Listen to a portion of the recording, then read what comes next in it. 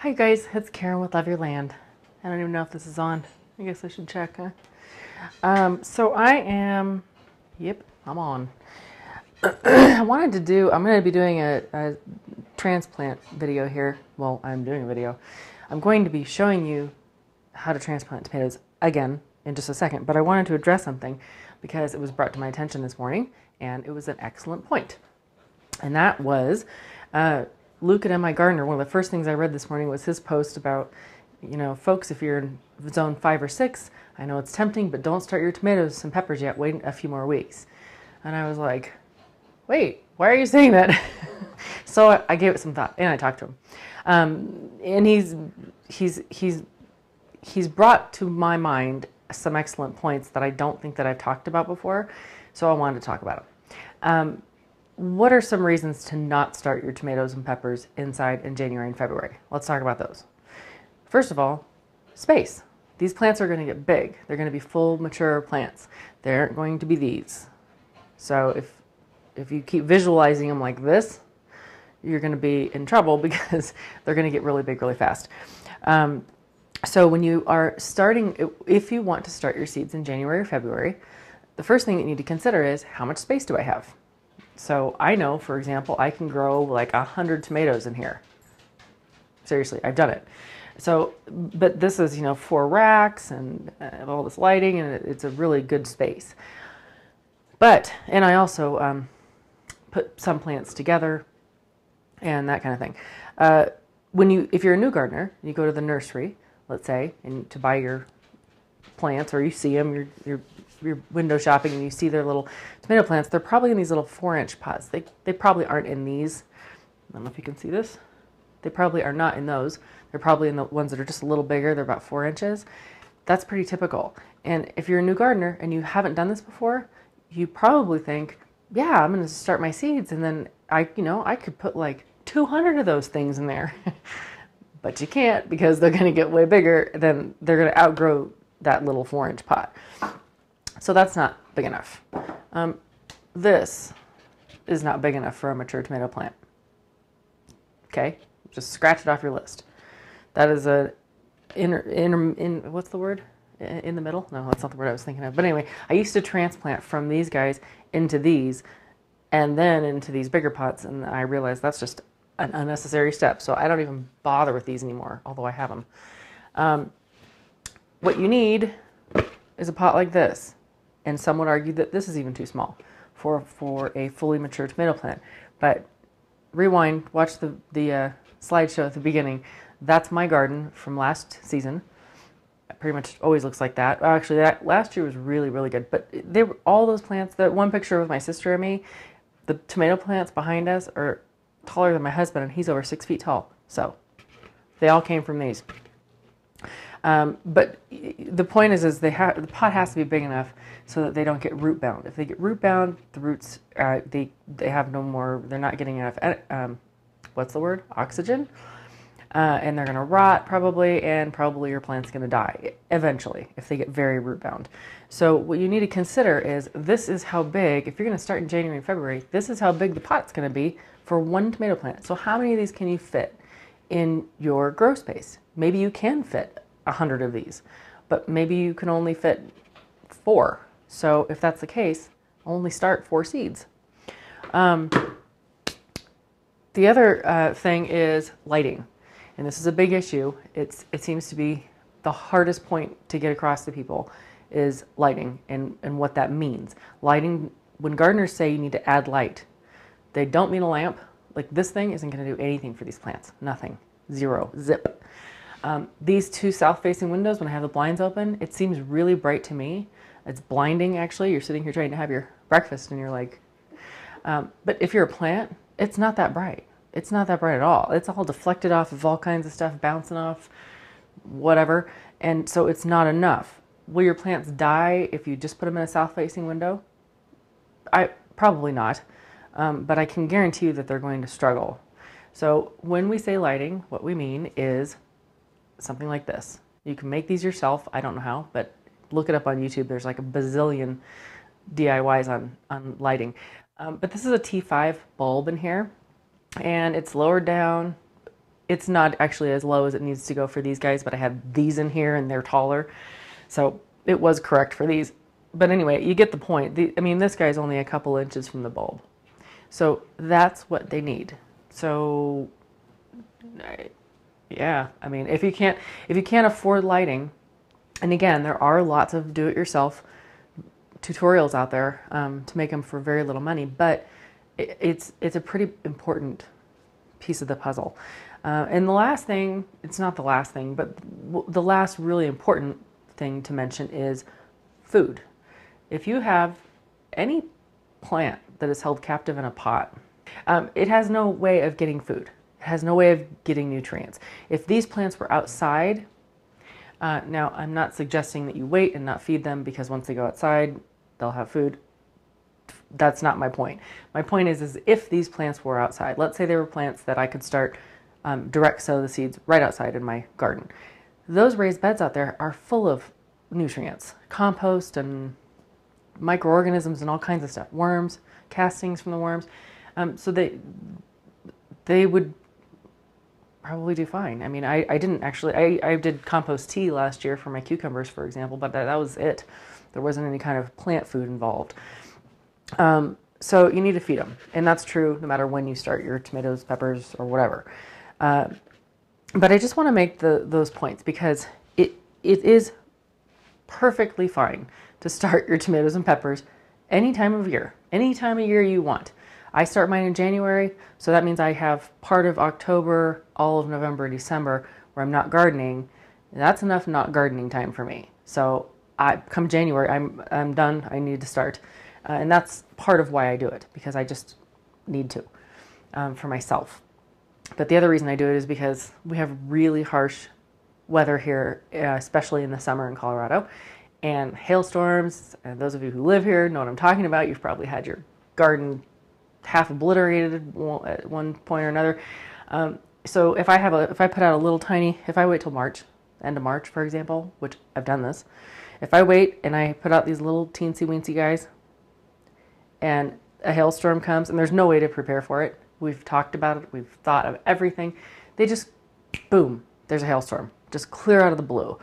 And so if it's a little tiny guy, he's going to get pummeled. And things are going to break, and he's going to have hail damage, like puncture wounds all over him.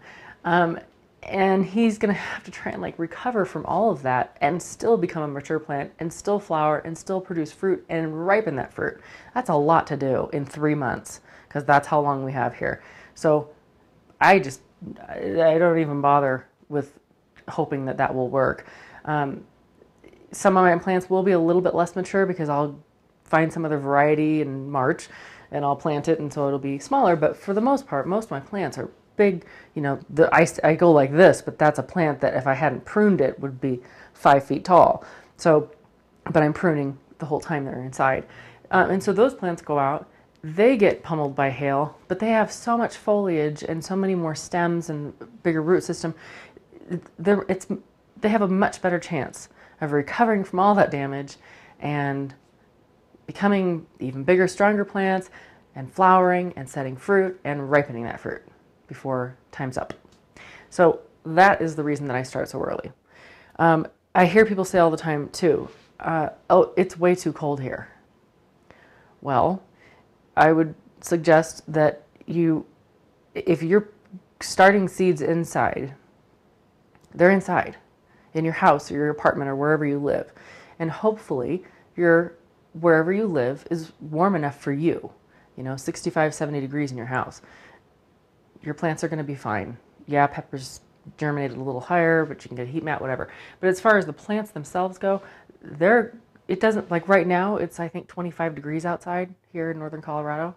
These plants have no idea because they're inside. So if that is your mindset that it's too cold, you can just not worry about that at all. If you're starting them inside, they're inside. So I mean, if you're starting them inside and then you're putting them out in like the garage or a breezeway between your house and your garage, that's hovers at 55 at best or worse. Yeah, that's not going to work. So they have to be starting seeds inside. That means the plants stay inside and they cohabitate with you. Another one I hear a lot is, oh, I planted too early and I lost all my tomatoes. And I'm like, did they grow legs? Where did they go? They wander off? It's okay, Ben. You don't need to cry. My dog's crying. And no, typically what happens is people set them out. They plant them outside too soon. So there is no correlation between, well, there is. You are the correlation. You are the common denominator. But there is no correlation between when you start your seeds and when you transplant them outside. If you've considered how much room you have and the pots you have and all that, then you're all set. They can stay in here. If you set them out too soon, it doesn't matter when you started them. Get my point? What's another one I've heard? Oh, I started my seedlings, or I started my seeds too early, and then my seeds got too leggy. Again, it doesn't matter when you start your seeds. If you don't have lighting on them, they're going to get leggy. The legginess has nothing to do with when you started your seeds. So I just wanted to clear up some of those misconceptions that will limit you if that's what you, if that's all you've been told, or that's all you know, or that's all you think, is that, you know, leggy means I started them too soon, or I put them out too soon and they died. But that has nothing to do with when you started them. So enough about that. So I just wanted to make that point because I don't want to put information out there and not explain it. That it is a good point that Luke put in my head or made me think about, that, you know, these other factors have to be considered. But you can grow tomatoes all year long in your house. It's perfectly fine. Okay, so I'm going to transplant some seedlings, some tomato seedlings today. I already did one video, but I wasn't really focused on transplanting. And so some people have asked me to do a transplanting video. So that's actually what this is, believe it or not. And what I'm going to do is I'm going to I'm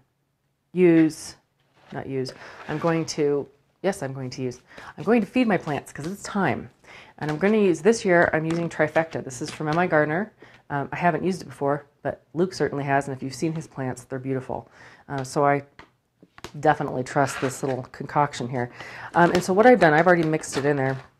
I put this is probably about a half a gallon of my soil medium mixture.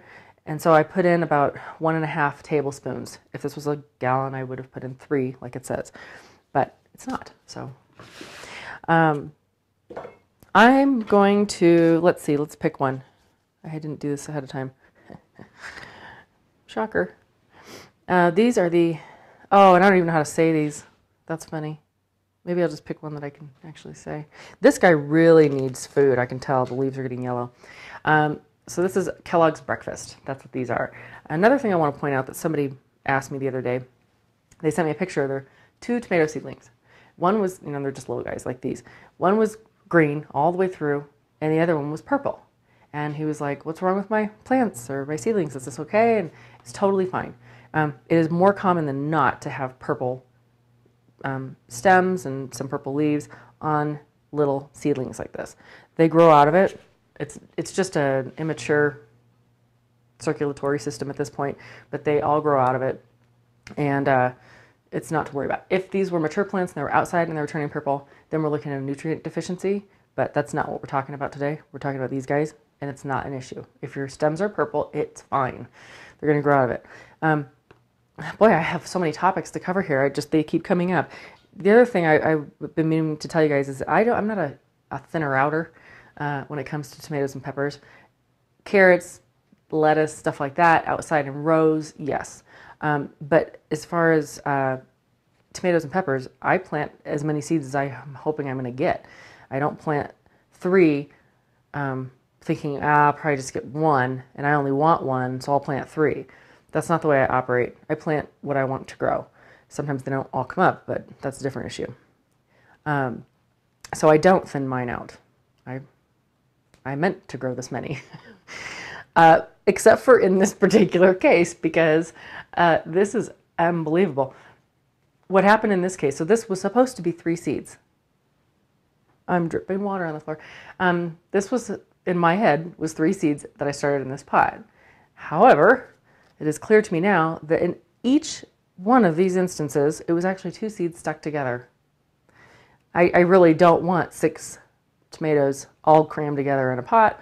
So I am going to thin these, and I'm just going to cut the little guys right at the soil line. Just kind of do it and don't look. That's so sad. I hate doing this. But yeah, they're just double. Each one of these seeds, all three of these were double seeds in the, not in the, that's all I had to say, double seeds. So I just trimmed those up a little bit. Now I've already, like I said, I already added the trifecta to this mixture. So what I'm going to do is add just a couple inches of this soil down, obviously at the bottom. Unless we were on the moon, then it could float up. But anyway, I'm going to just put, I only have it goes right to there. Okay. Now, just as a reminder, you don't want to handle your seedlings by the stems. Stems break, they don't grow back. If anything, by the seeds, what are these? Leaves. But these are even too small. But if they were bigger, you could handle them by the stems. And I can't believe I just said that. You can handle them by the leaves. My goodness. And if a leaf breaks, it's not a big deal. It'll grow back. So that's why that rule exists. So you just kind of want to somehow get your fingers. I'm not squeezing the stems with my fingers or anything like that. They're just whatever that's called, put through there. And I'm just covering the dirt so it doesn't all fall out when I tip it over, because that's what I'm going to do. These have been watered. I just watered them before I started filming. This is a fantastic root system. There's more roots on this one than some of the others that I transplanted, and that's because there were 6 plants in here instead of 3. But it's still not root bound, but it's a really good time to be transplanting this particular pot. So I'm going to put it down in the soil. I know you can't see in here, but you're going to get the gist of it. And I am going to separate them a bit. And when you do this, you are kind of ripping some of the roots a little bit. It's okay. It's not like if you ripped off my leg, I might die. It's not like that. Roots are not a limb necessarily. You don't want to just be haphazard and cruel about it. You want to be as careful as you can be, but it's not going to hurt them to have a little bit of their roots kind of pulled apart a little bit. Is that loud? Oh, by the way, am I louder? I know I keep doing videos and asking you that, but I finally resorted to getting another piece of equipment. My husband did the research and found it, but this is as loud as it's going to get. Let's put it that way, without it being distorted. And I know there's probably some little spots here and there that are distorted. Don't worry, I'll iron that out, but I have to play with this a little bit before I figure out exactly where the settings need to be. So I didn't have quite enough of the soil with the food in it. I only need like another inch. And it's totally fine that I'm just adding this non-food soil right now, because the rest of it it's all mixed in, so it's all good. That's another thing too. If I had already transplanted these and I hadn't fertilized them yet, and it was looking like it was time. In fact, these guys are starting to look like it's time, and I didn't fertilize them first. Then I would sprinkle some on top and scratch it in like an inch or 2 down, and then water it in, and it would be fine. But if you have the opportunity when you're transplanting to mix it up in a bowl with your hands and get it all through there, do that. That's why I did that. Okay, so these were the Kellogg's breakfast, and they're transplanted. I don't know if you can see them. There's 1, 2, 3, and they're planted all the way up to their necks. I failed to say this. The reason to plant them all the way, let me get one to show you, not that one. Look at this guy. You would take these seed leaves off, which they don't need once their true leaves emerge, and I plant it all the way to where these stems start. The first stems, all the way up there. And the reason for that is this is going to, anywhere, I've told you this before, anywhere the anywhere the stem is buried, it's going to grow roots off of that, and that's what you want. So that's what you should do. Sometimes I forget what I'm talking about. Anyway, I'm going to put these out of direct sunlight. I've told you that also before. I'm going to keep them out of direct sunlight, that is. But I didn't tell you why. And the reason why is because what happens when plants are in direct sunlight? Photosynthesis. And that takes a lot of energy for them to photosynthesize. So we don't want them to have anything to do while they're trying to sort of recuperate from the shock of being transplanted. So you just keep them out anywhere that's not direct sunlight inside, and leave them there for, at least 24 hours. And then once it's been a day or so, then they'll go back in here with their little friends and right under the lights, and everything will be good. And I am going to water these a bit. Again, my soil is always pre-moistened before I transplant anything or start seeds or whatever, but they'll still need a little bit more, and they'll be good. I think that's it. I think I've just like talked your ear off for, I don't even know how long this video is. I'm going to have to go check. But anyway, thanks for joining me in here. It's always fun, and I will try to get more videos going. I have lists of videos that I want to do. It's just been tricky because my husband was sort of quasi-retired for a little bit, and but he's going back to work this week, so I'll miss him, but it will definitely make doing videos easier because I can't do it if he's here. Anyway, that's it, you guys. I hope you have a great day. Oh, yes, one last thing. This is really important. This is really important to me. I have realized since putting out YouTube videos that there's this thing that happens, and that is it's completely different than sitting down and having a conversation with somebody. I know, duh. But it goes beyond that. And what I mean by it goes beyond that is that, and I do it too, people tend to not ask a question because A, they think it's a dumb question. It's not. Every question is worth asking. Or they think, oh gosh, I have like 8 questions. I don't want to bother this person. I'll just like ask the most important one. And they ask it and they get their answer, and that's great. But meanwhile, they have these 7 other questions that they don't have answers for, and they're just winging it, and they're doing weird things. I mean, I've done it. I do it every day probably. You're not bothering me by asking me questions at all.